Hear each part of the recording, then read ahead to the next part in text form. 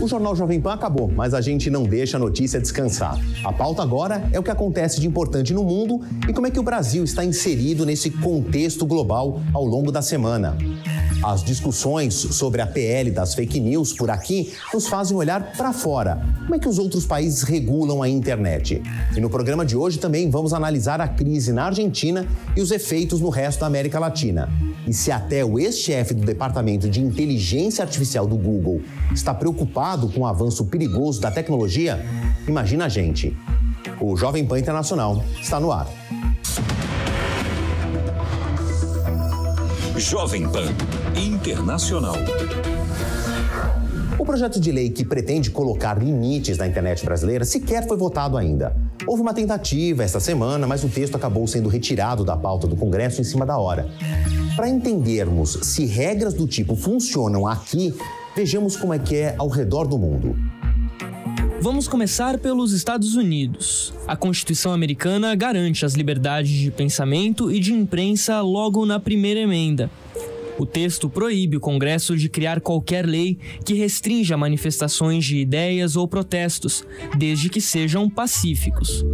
A cláusula foi usada pela mídia americana em casos que se tornaram objetos de estudo jurídico, quando o governo tentou censurar reportagens.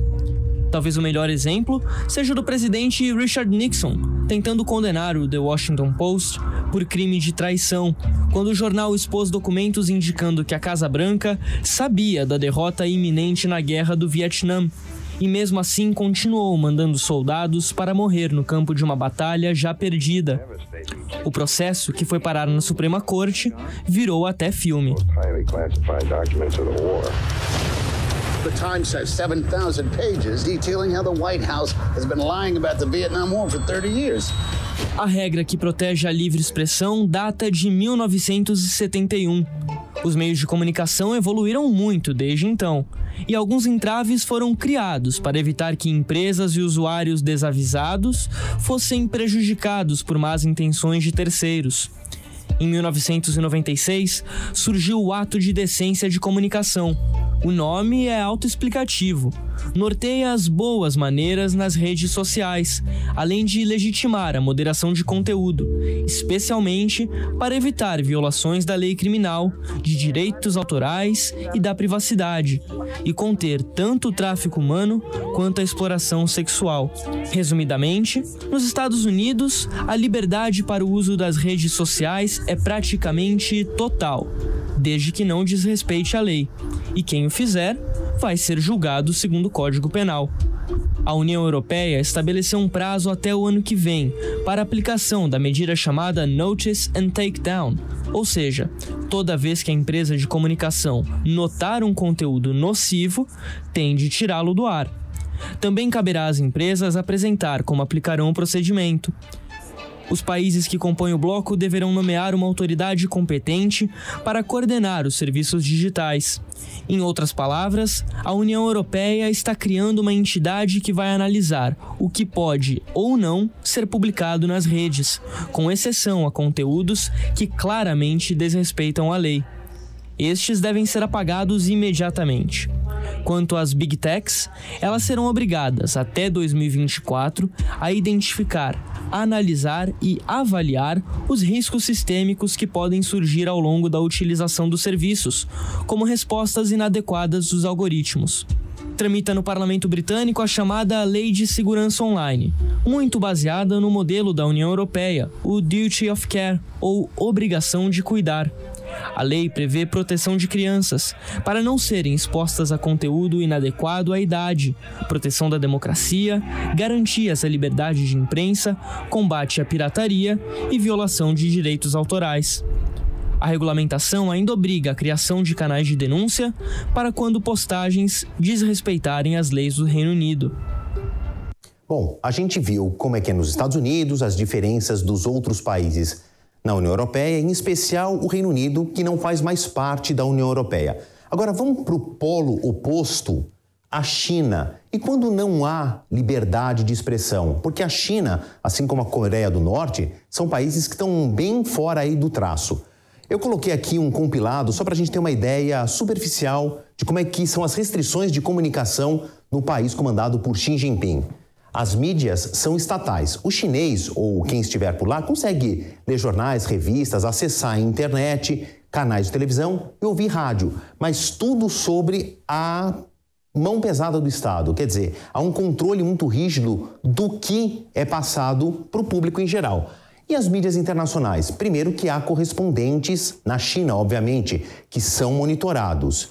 E também tem canais americanos, ingleses, europeus, de outras nações. E tá aqui, ó, até coloquei o Xi Jinping de olho em tudo que acontece. Eles podem ser bloqueados à medida em que alguma coisa sai um pouco fora do traçado de como pensa o Partido Comunista Chinês. E a internet, que obviamente estou falando de um país que tem mais de 1 bilhão e 400 milhões de habitantes e que a esmagadora maioria usa a internet, como é que é o acesso à rede mundial dos computadores na China? Parece mais uma intranet. Existe um sistema interno muito restrito, algumas buscas não resultam em nada e é muito difícil alguém dentro do território chinês conseguir ter acesso ao que o Partido Comunista Chinês acha de sensível fora ali da China. Para provar que eu não estou falando nenhuma mentira, eu queria conversar com o professor de Relações Internacionais, o Alexandre Errara, que vai aparecer aqui no telão, para que ele nos conte, principalmente, professor, o que eu estou falando é tudo verdade, né? Eu queria que o senhor completasse essa informação com o seguinte: agora, essa estratégia de escolher o que a população chinesa olha ou não olha é um mecanismo muito eficiente para a manutenção do poder do Partido Comunista Chinês, do presidente Xi Jinping.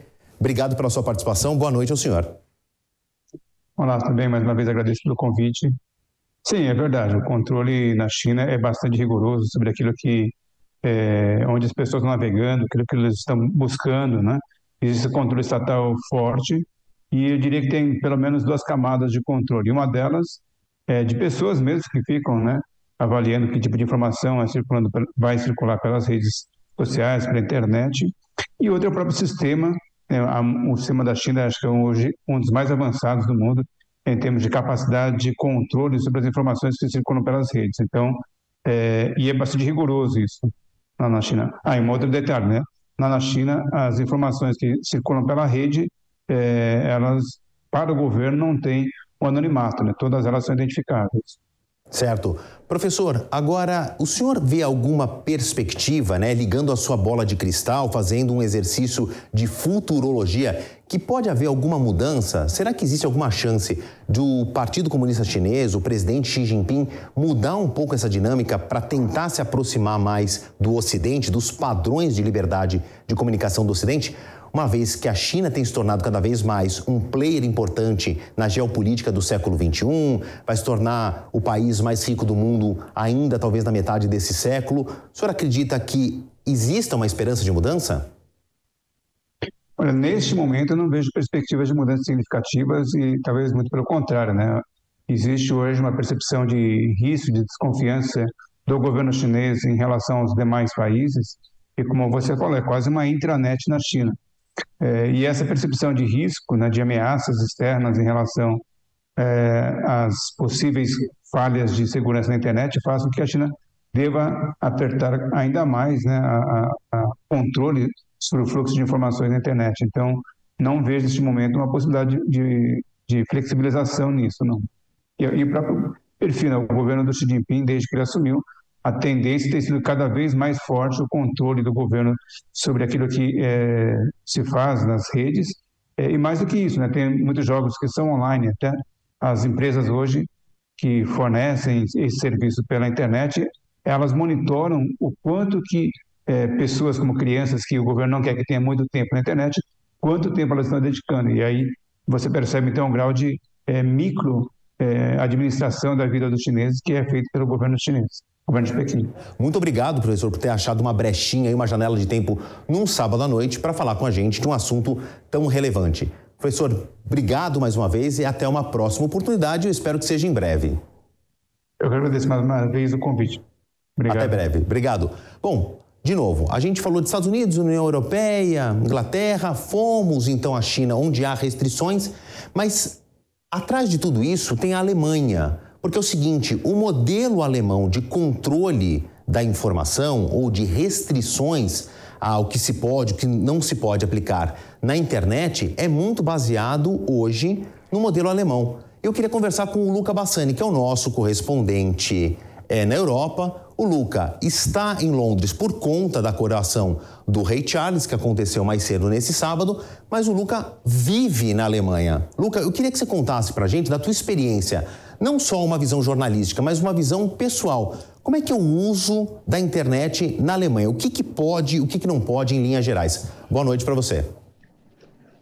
Boa noite, Marcelo, a todos aqueles que nos acompanham. Realmente, a questão da internet na Alemanha, ela tem uma série de controvérsias, não só para os usuários, que são pessoas simples, mas também para aqueles que fazem posts, que são impulsionados pelas plataformas para ter maior alcance e, com certeza, conseguir fazer um lucro. Segundo a lei alemã, qualquer publicação que viole o Código Penal, ela deve ser retirada do ar em 24 horas. E, nesse aspecto, tanto o Ministério da Justiça quanto o sistema judiciário alemão, eles atuam de forma bastante forte na fiscalização de todas as plataformas para que a retirada desse conteúdo aconteça no prazo determinado. Também nós sabemos que uma série de outros fatores relacionados ao bloqueio de conteúdos relacionados ao próprio